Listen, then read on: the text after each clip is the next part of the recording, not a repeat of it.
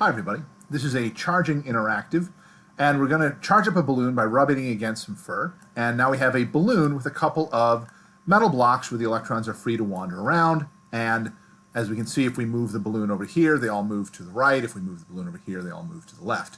Now what I want to do is I want to rub this balloon against one of those blocks, and in doing so, push the charges to cause them to hop to the other block. So I'm just going to rub side by side. We can see a number of them go. So now I have 7 extra electrons over here, so it's a net -7. I have 7 positive over here, so now it's a +7. And I'm going to try and push those remaining couple, so I end up with a +10 and -10. All right, now I put my balloon over here, and there's no net effect. Well, there is, apparently. Oh, okay, so now we're basically at 10 and -10. Now what I want to do is pull out the grounding rod. So the ground is connected to an infinite reservoir of charge. And when I touch it to this negative block, you will see the charges, excess charges, go down the rod.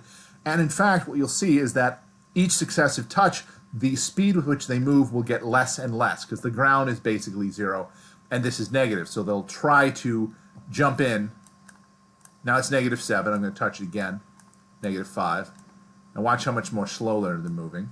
-1, and there they're very slow. Now it's to 0. So now, if I touch it a last time, it doesn't have any net effect. It does not change in any way the value of that particular block.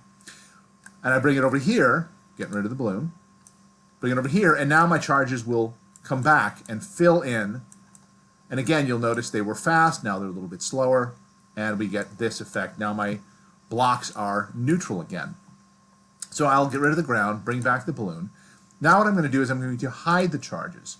And what I want you to do is I want you to imagine the charges on the balloon, imagine the charges on the block. And so we know that if I go up here and do this, it's not going to do anything. But if I go side to side, and again, I've imagined that I push all of my electrons over to one side, and now I'm going to go like this. Now I've got a difference of 4. Keep going, now I've got a difference of 6. And I'm going to keep trying to push them until I get that last fellow off of there.